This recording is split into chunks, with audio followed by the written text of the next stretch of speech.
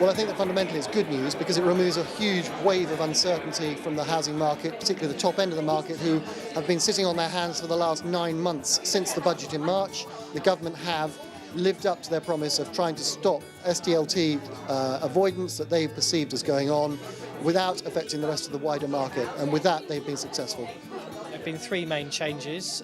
We have a brand new tax, and that will be various fixed rates.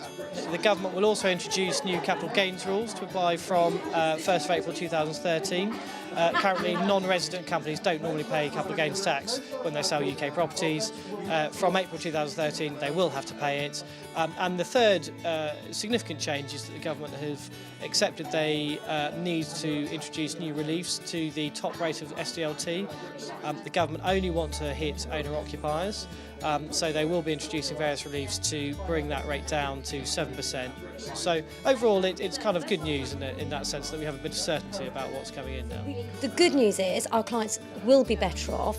However, though, it's not as straightforward as it looks. There are going to be traps for the unwary. So the advice is come to us, get advice, and see what this actually means for your clients.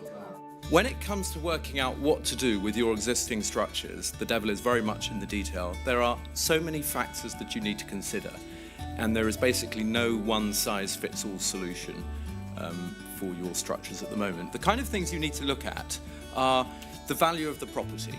Is it rented out? Is there a mortgage? When's it going to be sold in the future? Is it a long way off, or is it in a couple of years?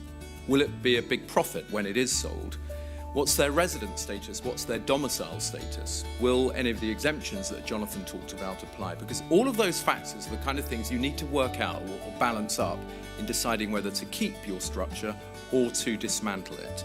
What I think has changed following yesterday's announcements is that the balance is now shifting towards keeping your structure rather than dismantling it. A word of caution for anybody who deals outside the gated community of the M25. Both sporting estates, country houses, the top end of the market is in a very, very poor state at present.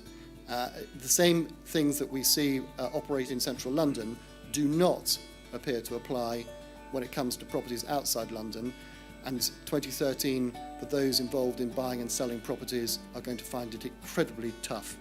Considerable amount of balancing exercise that needs to be done, factoring in the inheritance tax issues on the one hand, capital gains tax issues on the other, and the income tax issues that also applies.